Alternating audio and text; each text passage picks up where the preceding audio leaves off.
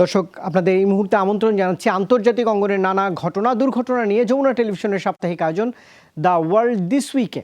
এই মুহূর্তে সঙ্গে রয়েছে আমি রুবায়েত হাসান। বরাবরের মতোই দেশের বাইরের সপ্তাহের সবচেয়ে গুরুত্বপূর্ণ ইস্যু নিয়ে সাজানো হয়েছে আজকের আয়োজন। পুলওয়ামা হামলাকে হঠাৎ করেই যুদ্ধের সংখ্যা দেখা দিয়েছে ভারত পাকিস্তানের মধ্যে। পরপর দুদিন কাশ্মীরের আকাশ সীমা ছিল তীব্র উত্তেজনা। দেশই একে অপরের ভূখণ্ডে ঢুকে বিমান হামলা চালিয়েছে, দাবি করেছে একে অপরের যুদ্ধ বিমান ভূপাতিত করার। দুই পরমাণু শক্তিধর প্রতিবেশীর মধ্যে এমন উত্তেজনায় উদ্বেগ ছড়িয়েছে আন্তর্জাতিক মহলেও। এমনকি সংলাপে মধ্যস্থতার প্রস্তাব দিয়েছেন মার্কিন প্রেসিডেন্ট ডোনাল্ড জন ট্রাম্প। অবশ্য দুদিন হামলা পাল্টা হামলার পর আটক ভারতীয় পাইলটকে মুক্তির ঘোষণা দিয়ে পরিস্থিতি কিছুটা শান্ত হওয়ার ইঙ্গিত দিয়েছে ইসলামাবাদ। পাক ভারত চলমান এই উত্তেজনাই আমাদের আজকের আলোচনার বিষয়। শুরুতেই দেখে নিব এই প্রসঙ্গে একটি প্রধান প্রতিবেদন। 14 ফেব্রুয়ারি পুলওয়ামায় সামরিক বহরে হামলার পর থেকেই থমথমে কাশ্মীর।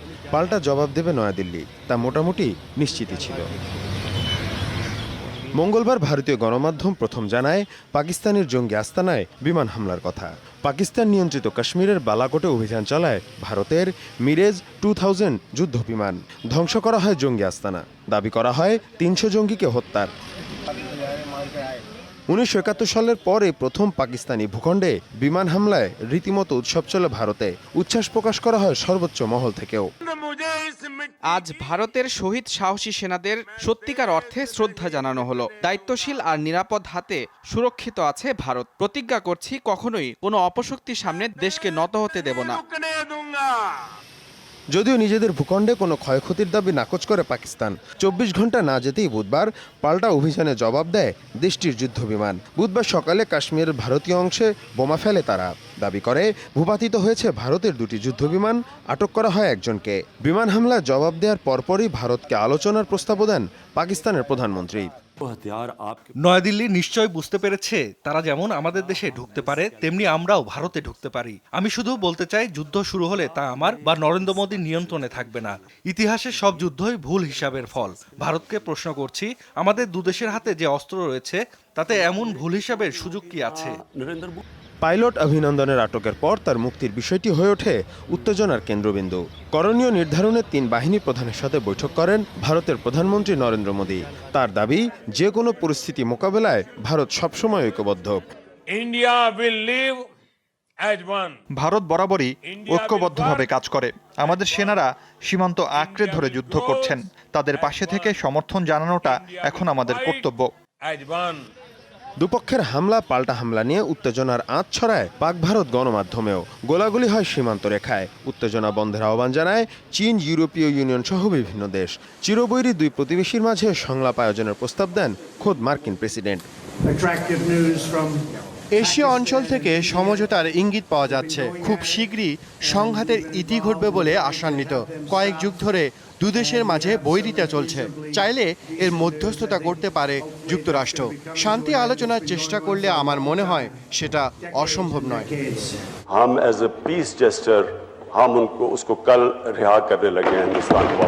সামরিক উত্তেজনা যখন চরমে, তখন আটক পাইলটকে মুক্তির ঘোষণা দিয়ে সমঝোতার ইঙ্গিত দেন ইমরান খান। বারবার বলেছি, কোনোভাবেই সংঘাত চায় না ইসলামাবাদ, কিন্তু দিল্লি সে কথার গুরুত্ব না দিয়ে মিথ্যে অভিযোগ চাপিয়েছে আমাদের উপর। শুরু করে সামরিক উত্তেজনা। এটা পরিষ্কার, নির্বাচন সামনে রেখে ভারতীয় জনগণের সামনে নিজেদের বড় প্রমাণ করতেই এসব করছেন নরেন্দ্র মোদী। কিন্তু আমরা শান্তি চাই, তাই শুক্রবারে মুক্তি দেয়া হবে আটক ভারতীয় পাইলটকে। ঘাত প্রতিঘাতের কারণে সীমান্তবর্তী বেশ কয়েকটি বিমানবন্দর বন্ধ রেখেছে দুদেশই। দর্শক, ভারত পাকিস্তান চলমান উত্তেজনার নানা দিক নিয়ে আলোচনা করার জন্য দ্য ওয়ার্ল্ড দিস উইকে আমরা আমন্ত্রণ জানিয়েছি নিরাপত্তা বিশ্লেষক ইশফাক ইলাহি চৌধুরীকে। স্যার, আপনাকে স্বাগত জানাচ্ছি আজকের আয়োজনে।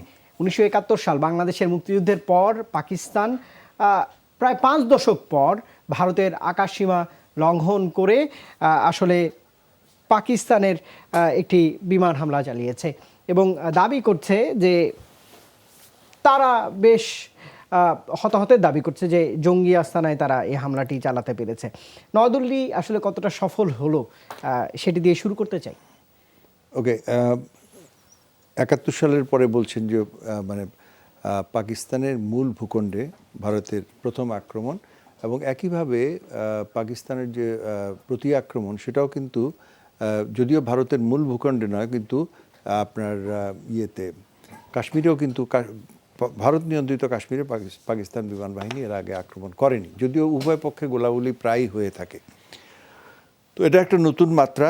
তবে প্রথম আক্রমণ যেটা হয়েছে সেটা তো আপনি জানেন যে 14ই ফেব্রুয়ারি দিয়ে যে কার বম ইনসিডেন্ট হয়েছিল, সেটাও একটা নতুন মাত্রা, কারণ এত অধিক সংখ্যক একসঙ্গে ভারতীয় সেনাবাহিনীর সদস্য মারা যায়নি, এবং যার ফলে তাদের দেশের ভিতরে একটা রিয়াকশন ছিল, এবং তারা কোনো একটা যে রিয়াকশন হবে সেটা সবাই আশা করছিল। এটাই স্বাভাবিক। তবে আমি কিন্তু বিমান বাহিনীর একজন কর্মকর্তা হিসেবে বলতে পারি যে ভারতের যে আক্রমণটা সেটা কিন্তু তার উদ্দেশ্য সফল হয়নি, কারণ এই গভীর জঙ্গলে আপনি যে ইয়েগুলো যে স্থাপনাগুলো আছে, এমনকি শহরের আশেপাশে যেসব মাদ্রাসাগুলো আছে যেগুলোকে তারা বলে আসছে যেগুলো আসলে জিহাদিদের ট্রেনিংয়ের জন্য ব্যবহার হয়, এরপরে বিভিন্ন গণমাধ্যমের সেখানে গিয়েছে, তারা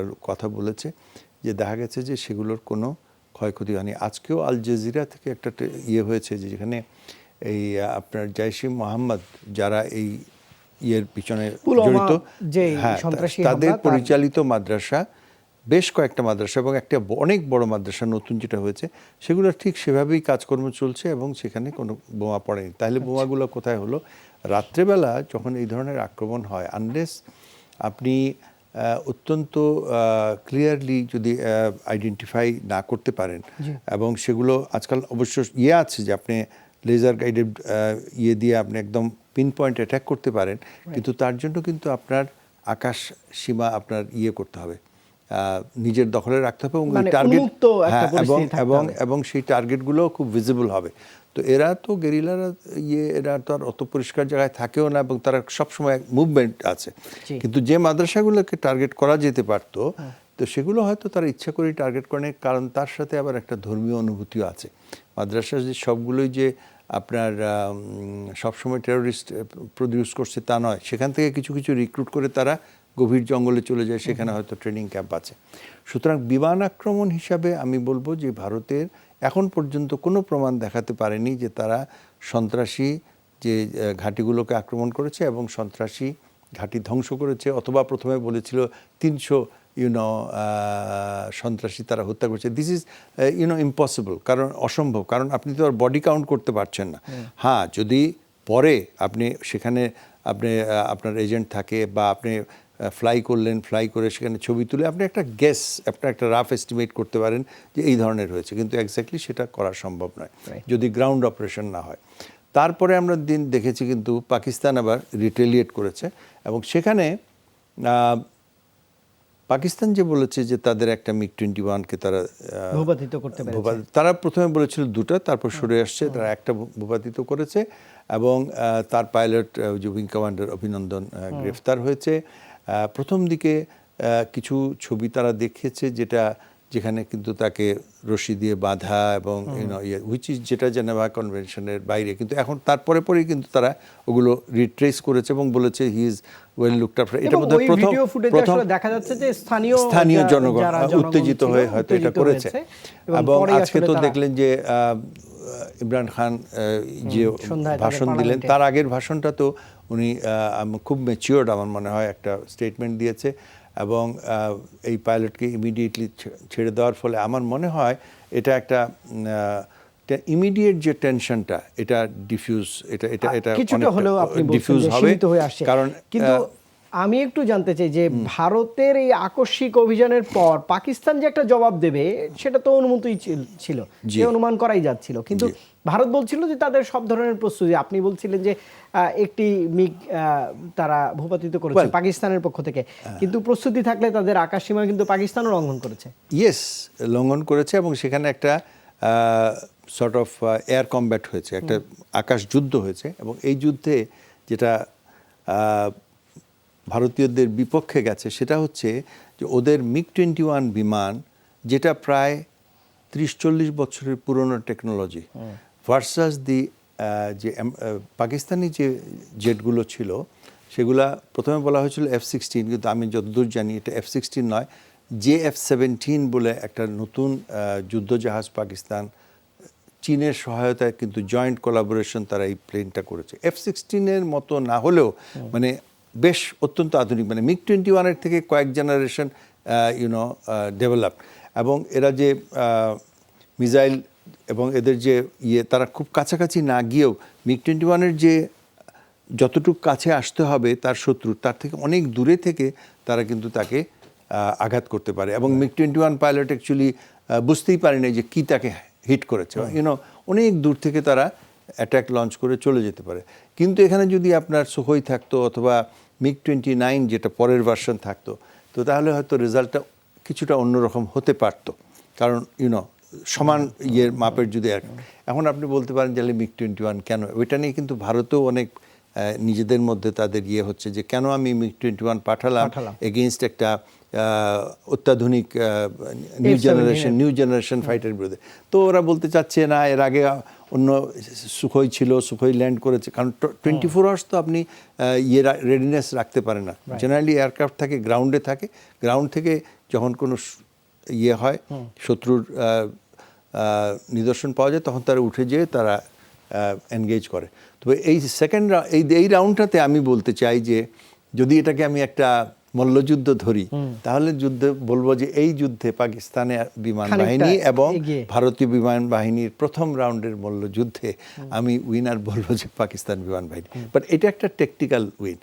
বড় যে প্রশ্নগুলো রয়ে গেছে, এখন ধরুন আপনার এসকেলেশন হতে পারতো, এখানে আরও বড় ধরনের আক্রমণ হতে পারতো, এবং তার জন্য কিন্তু যেমন আজকে আমি সারাদিন লক্ষ্য করছিলাম, এবং এটা পসিবল হয় যে আপনার ইভেন আপনার টেলিফোনে ফ্লাইট রেডার যদি অ্যাপস থাকে, আপনি সারা পৃথিবীর আপনি এয়ারক্রাফট দেখতে পাবেন। এবং ভারতে কিন্তু এমনকি অমৃতসর, যেটা সীমান্ত থেকে প্রায় 12 মাইল দূরে, জম্মু এগুলো এবং শ্রীনগর, এগুলোতে কিন্তু ফ্লাইট চলতেছিল। আপনার বিকানির ফ্লাইট চলতেছিল, যোধপুর, যেগুলো মিলিটারি এয়ারফিল্ড কিন্তু সিভিল ব্যবহার হয়। কিন্তু পাকিস্তানের পেশাওয়ার, ইসলামাবাদ, লাহোর, করাচি সমস্ত এয়ারপোর্ট বন্ধ, এবং তারা যেন থম দে আর এক্সপেক্টিং সাম একটা বিরাট ইন্ডিয়ান রেড আসবে কি না। তো আমি এখন পর্যন্ত বিকেল পর্যন্ত কিন্তু বন্ধ ছিল, এই মুহূর্তে আমি বলতে পারবো না, তবে আমার মনে হয় হয়তো কাল পরশু খুলে দিবে। কারণ একটা দেশ, মানে আপনি চিন্তা করেন যে সমস্ত flight of all the airports, Pakistan এই মুহূর্তে আকাশ থেকে কমপ্লিটলি বিচ্ছিন্ন, আকাশ থেকে। তো তবে আরেকটা পজিটিভ থিং যেটা হয়েছে, সেই বিষয়ে আলোচনা করব। পাইলট আটক হলো, তারপরে তো নিশ্চয়ই কূটনীতি রয়েছে, আলোচনা করবো। একটা বিরতি নিতে চাই দর্শক, ওয়ার্ল্ড দিস উইকে একটা বিরতি নিচ্ছি। বিরতির পর আরো খবর থাকছে, বিশ্লেষণ থাকছে, নিশ্চয়ই সঙ্গেই থাকবেন আমার।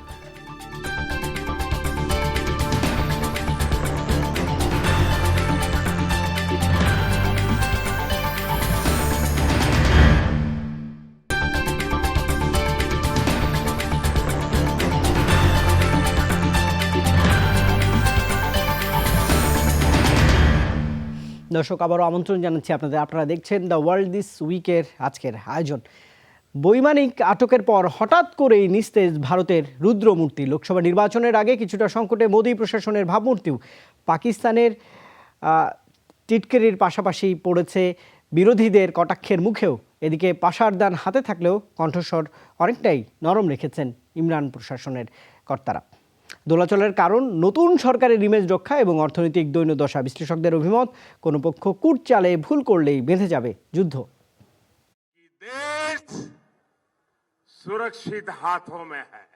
সকালেও বেশ ফুরফুরে ছিল নরেন্দ্র মোদীর মেজাজ। দেশবাসীকে আশ্বস্ত করে আসন্ন লোকসভা নির্বাচনে বিজেপির ব্যালট বক্সের ভোট নিশ্চিত করছিলেন প্রধানমন্ত্রী।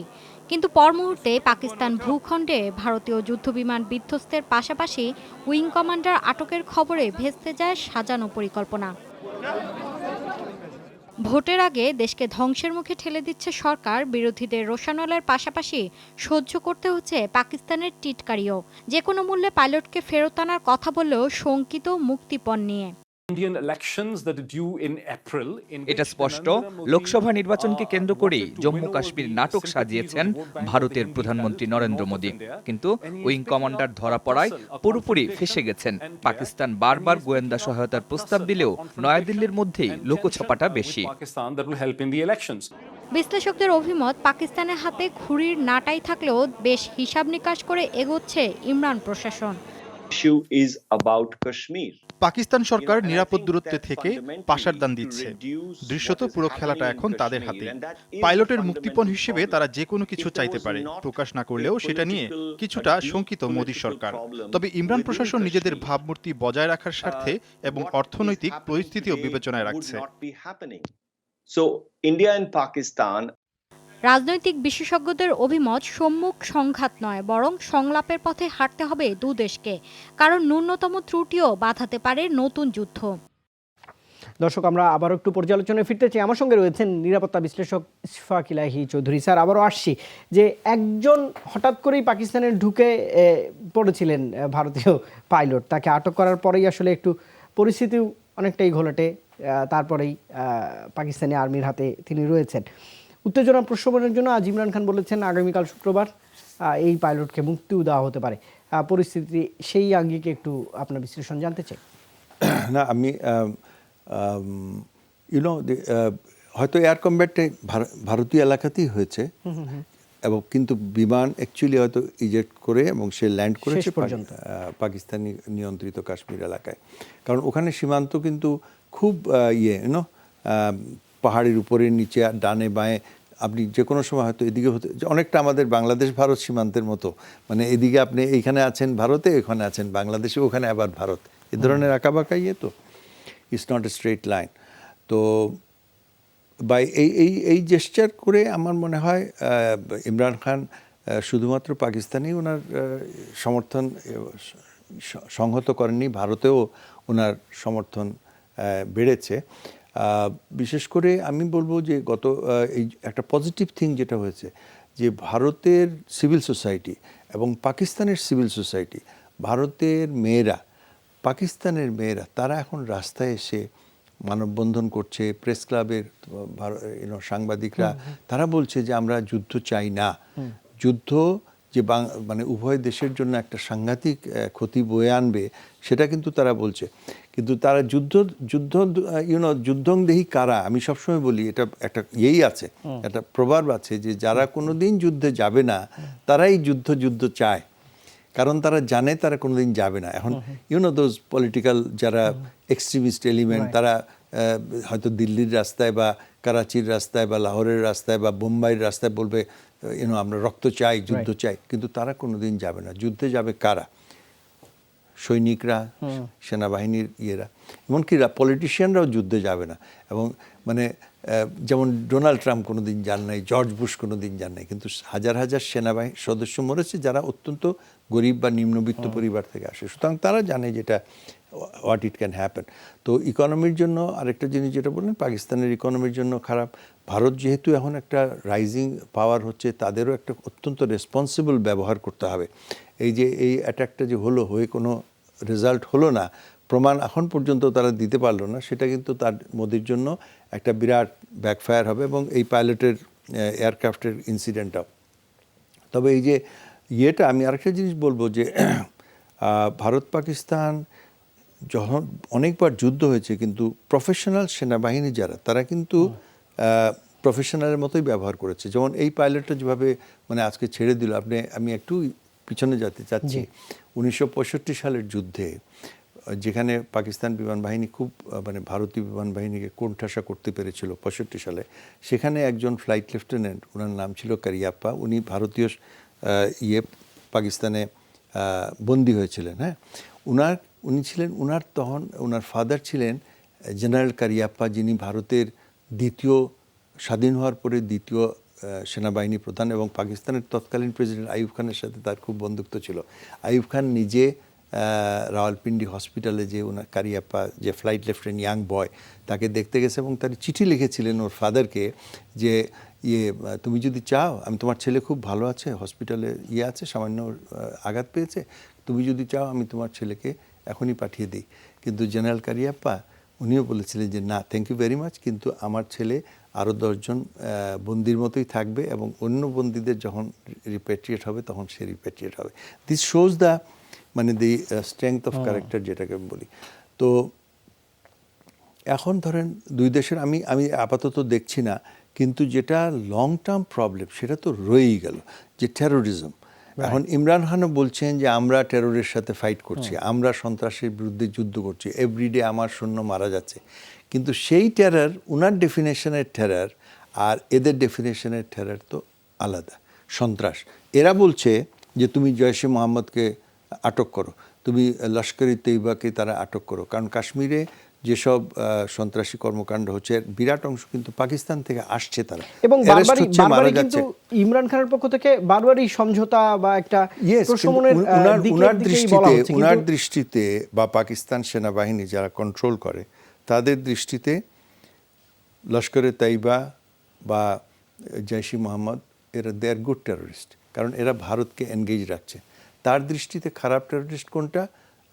তাহরিকে তালিবান পাকিস্তান, যারা পাকিস্তানের ভিতরে ইয়ে করছে, সন্ত্রাসী কর্মকাণ্ড করছে। আবার একটা তালিবান আছে যেটা আফগানিস্তানের বিরুদ্ধে করছে, সেটা আবার এদের সমর্থন। এই যে আপনার মোল্লা ওমরের যে পক্ষের যে ইয়ে ছিল, তারা তো পাকিস্তানি ভিতরেই অপারেট করছে, ভিতরে থাকে ট্রেনিং ক্যাম্প, যেটা পাখতুনখোয়া, ওখান থেকে যে আফগানিস্তানে আক্রমণ করে আবার চলে আসে। এটা কিন্তু পাকিস্তানের, এরা পাকিস্তানের মদতদাতা, পাকিস্তান সেনাবাহিনী। আবার ওই তেহরিক তালিবানের আরেকটা অংশ আছে যেটা খুদ পাকিস্তানে এসে বম্বিং করে আজকে, না অনেক জায়গায় তার সেন্সিটিভ পয়েন্টে তারা অনেক মসজিদে বোমা মারে, তারা একবার অনেকগুলো ক্যান্টনমেন্টেও বোমা মেরেছে, একবার আপনার একটা এয়ারফোর্স বেস করাচিতে পর্যন্ত অ্যাটাক করেছে। এরা হলো তাদের দৃষ্টিতে খারাপ সন্ত্রাসী, আর ওটা হচ্ছে ওই আফগান তালিবান, এটা হলো ভালো সন্ত্রাসী। তেহরিকে তালিবান পাকিস্তান, এরা হলো খারাপ সন্ত্রাসী। জৈশ-ই মোহাম্মদ এরা পাকিস্তানের পক্ষে ভালো সন্ত্রাসী, ভারতের জন্য এরা খারাপ সন্ত্রাসী। কিন্তু এই যে দৃষ্টিভঙ্গি যে আমি সব সন্ত্রাসী যে কাজেরই হোক না কেন, রাষ্ট্রের বাইরে আমি কোনো শক্তিকে মদত দিব না, এই জিনিসটা কিন্তু দুই দলের পক্ষেই আসতে হবে। কারণ পাকিস্তানও কিন্তু ব্লেম করে যে ওই যে তাহরিকে তালিবান পাকিস্তান বললাম, তাদেরকে পাকিস্তান মনে করে যে ভারত এদেরকে মদত দিচ্ছে, এরা আফগানিস্তানে থাকে, ভারতীয়রা ওদেরকে ট্রেনিং দেয়, ইয়ে করে ওরা পাকিস্তানের ভিতরে এসে ওরা একটু ভারতের আঙ্গিকে ফিরতে চাই। বিজেপি সামনেই লোকসভা নির্বাচন, মোদির ইমেজ বাড়লো না কমলো সেই বিষয়ে একটু বিশ্লেষণ জানাবেন। একই সঙ্গে আন্তর্জাতিক মহলেও কিন্তু ডোনাল্ড ট্রাম্প বলেই দিয়েছে, এই দুই বৈরী বন্ধু আবার বৈরী দুটোই বলা যায়, যে তাদের মধ্যে ইসলামাবাদ দিল্লি যদি যুদ্ধ বাঁধে সেটি প্রশমনে ট্রাম্প এগিয়ে আসতে পারেন আলোচনার জন্য। কি বলবেন? নাই, কারণ এখনও তো বলতে গেলে বিশ্বে পরাশক্তি বলতে মার্কিন যুক্তরাষ্ট্র একমাত্র পরাশক্তি, যারা গ্লোবাল ইনফ্লুয়েন্স, সারা বিশ্ব জুড়ে তার ইনফ্লুয়েন্স। কিন্তু ট্রাম্প প্রশাসন তো প্রথম থেকেই এত আনস্টেবল, নিজেরা আনস্টেবল, প্লাস মধ্যপ্রাচ্যের সিরিয়া নিয়ে তারা ব্যস্ত, ওইদিকে দক্ষিণ আমেরিকায় ভেনিজুয়েলাতে আরেকটা সিচুয়েশন আসছে, এদিকে চীন, দক্ষিণ চীন সাগরে চীনকে নিয়ে ব্যস্ত। তো সেখানে ভালো কথা উনি মধ্যস্থতার দিয়েছেন, আমার মনে হয় এই সুযোগ গ্রহণ করা উচিত। এবং এর মধ্যে হয়তো জাতিসংঘের যদি নিরাপত্তা পরিষদের একটা মিটিং ডাকা যায় এবং সেখানে একটা রিজলিউশন নেওয়া যেতে পারে, যে আমরা ইমিডিয়েটলি একটা স্ট্যাটাস কো, মানে যে যেখানে আছো সেখানে থাকো, এই ধরনের একটা করা যায়। হয়তো উনি ওনার ফরেন মিনিস্টার বা স্পেশাল সিকিউরিটি অ্যাডভাইজার পাঠাতে পারেন, ভারত এবং পাকিস্তান তারা উভয় দেশ করলো। কারণ মেইনলি জিনিসটা যেটা, যে আমাদের থ্রেট লেভেলটাকে নিচে আনতে হবে, নিচে করতে হবে। সৈন্যরা যদি একদম পয়েন্ট করে থাকে, তাদেরকে ওকে স্ট্যান্ড ডাউন, এবং ভবিষ্যতে যাতে এই ধরনের কাশ্মীরে যদি বাইরে থেকে এসে আক্রমণ না হয়, সন্ত্রাসী আক্রমণ, সেই ব্যাপারে হয়তো পাকিস্তানকে কিছু চাপের মধ্যে রাখতে পারবে মার্কিন যুক্তরাষ্ট্র। কারণ এখনও পাকিস্তান কিন্তু অর্থনৈতিকভাবে সামরিক সাহায্যের ব্যাপারে মার্কিন যুক্তরাষ্ট্র এবং সৌদি আরবিয়া এদের উপরে, এবং চীনও নির্ভরশীল, এবং চীনও চাইবে না যেখানে একটা অস্থিতিশীল পরিস্থিতি হোক। কারণ ধরুন আপনার, যদিও চীন পাকিস্তানের অত্যন্ত কাছের বন্ধু, কিন্তু চীনের সবথেকে বড় বাণিজ্য পার্টনার কে? ভারত আপনার প্রায় 100, এখন তো 60-70 বিলিয়ন আছে, আগামী কয়েক বছরের মধ্যে $100 বিলিয়ন, $1 ট্রিলিয়ন চলে যাবে। হ্যাঁ, তো এত বড় পার্টনার, সেখানেও চাইবে না যে এটা অস্থিতিশীল হোক। তো সব মিলে আমি মনে করি যে গুড সেন্স উইল প্রিভেল এবং আমরা একটা শান্তিপূর্ণ, কারণ এখানে দেখতে হবে আমাদেরও কিন্তু খুব নজর দিতে হবে, কারণ এই সমস্ত অর্থনীতিগুলো এবং সমস্ত ইকোনমি ইয়েগুলো কিন্তু কানেক্টেড। নিশ্চয়ই সেটি নিয়ে চীন, পাকিস্তান, ভারত তাদের শক্তিমত্তা নিয়ে নিশ্চয়ই আলোচনা করবো বিরতির পর। কিন্তু বিরতিতে যাওয়ার আগে ছোট্ট করে জানতে চাই যে লোকসভা নির্বাচনের সামনে মোদির ইমেজটা আসলে বিজেপি মোদি কিছুটা তো ধাক্কা খেয়েছেন, উনি ধাক্কা খেয়েছেন। তবে ভারতের আমার এখনো দৃঢ় বিশ্বাস যে শান্তিপূর্ণ যে গান্ধীর যে অহিংস নীতি, যেটা ভারতের মূলধারা, সেটা থেকে বিচ্যুতি হবে না। এবং মোদি ওনার মানে নির্বাচনকে সামনে রেখে যে ধরনের আক্রমণাত্মক কথাবার্তা, শুধুমাত্র পাকিস্তানের বিরুদ্ধে না, ভারতেরও বিভিন্ন জাতিগোষ্ঠীর, ক্ষুদ্র জাতিগোষ্ঠী এবং ইয়ের উপরে যিনি যে ধরনের আঘাত করেছেন, সেখানেও কিন্তু উনি অনেকটা বিরূপ ইয়ের সম্মুখীন হবেন। তবে আমি বলছি না যে, আমি তো আর ভারতের নির্বাচন কি হবে সেটা বলতে পারবো না, তবে উনি আগের থেকে অনেক বেশি প্রতিদ্বন্দ্বিতার সম্মুখীন হবেন, সেটা আমি শিওর। নিশ্চয়ই স্যার, আপনি আমার সঙ্গেই রয়েছেন, আরও আলোচনা করব ওয়ার্ল্ড দিস উইক। দর্শক আপনারা দেখছেন, একটা বিরতি নিব, আরও খবর পর্যালোচনা নিয়ে ফিরছে একটু পর, সঙ্গেই থাকবেন।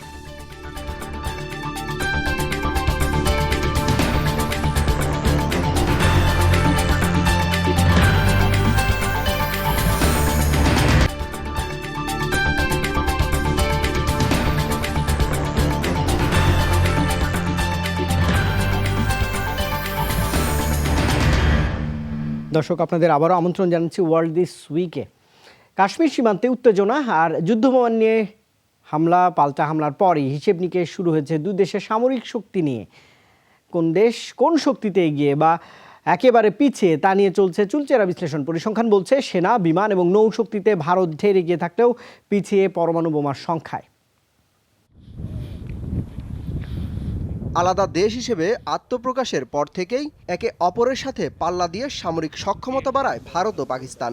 দুর্বল অর্থনীতি আর অভ্যন্তরীণ অস্থিরতায় কয়েক দশকে প্রতিবেশীর তুলনায় অনেকটাই পিছিয়ে পড়ে পাকিস্তান। আন্তর্জাতিক পর্যবেক্ষক সংস্থা IISS এর তথ্য বলছে, ভারত এখন বিশ্বের চতুর্থ বৃহত্তম সামরিক শক্তির দেশ। শুধু ট্যাঙ্ক আর সাজোয়া যান আছে 13,000-এর বেশি। এর বাইরে 7,000-এর বেশি কামান ও মাল্টিপল রকেট সিস্টেম গোলন্দাজ ইউনিটকে করেছে সুসংহত। বিপরীতে পাকিস্তানের ট্যাঙ্ক ও সাজোয়া যানের সংখ্যা 5,500, কামান ও মাল্টিপল রকেট সিস্টেম আছে 3,500। সেনা সংখ্যার দিক দিয়েও অনেক এগিয়ে ভারত। তাদের 14 লাখ সেনার বিপরীতে পাকিস্তানের সামরিক বাহিনীর সদস্য মাত্র 9 লাখ। বহরের আকার বিবেচনায় বিমান বাহিনীতেও অনেক এগিয়ে ভারত। 800-র বেশি যুদ্ধ বিমানের বিপরীতে পাকিস্তানের হাতে আছে মাত্র 425টির মতো। হেলিকপ্টারের সংখ্যাও দ্বিগুণ ভারতের। তবে F-16 মিরেজ আর জেফ থান্ডারের মতো যুদ্ধ বিমান থাকায় কার্যকারিতার দিক থেকে অনেক এগিয়ে রাখেন পাকিস্তানকে। এ দুর্বলতা কাটাতে ফ্রান্সের কাছ থেকে রাফাল কেনার চুক্তি করেছে ভারত। অবশ্য প্রথাগত সমরাস্ত্র নয়, সংঘাতের সম্ভাবনা জাগলেই সবার আগে সামনে আসে পরমাণু শক্তি। ট্যাঙ্ক কিংবা যুদ্ধজাহাজের সংখ্যায় অনেক পিছিয়ে পড়লেও পারমাণবিক বোমার সংখ্যায় ভারতের চেয়ে এগিয়ে পাকিস্তান। যে কোনো সময় হামলার জন্য প্রস্তুত আছে পাকিস্তানের অন্তত 140টি পরমাণু বোমা। ভারতের বহরে যে সংখ্যা 130টি। কেবল পারমাণবিক বোমার সংখ্যাই নয়, গেল এক দশকে এ বোমা বহনে সক্ষম ক্ষেপণাস্ত্রের প্রযুক্তিও উন্নত করেছে চিরবৈরী দুদেশ। পাকিস্তানের বহরে আছে শাহিন, ঘড়ি, আবদালির মতো নিখুঁত লক্ষ্যভেদী ব্যালিস্টিক ক্ষেপণাস্ত্র।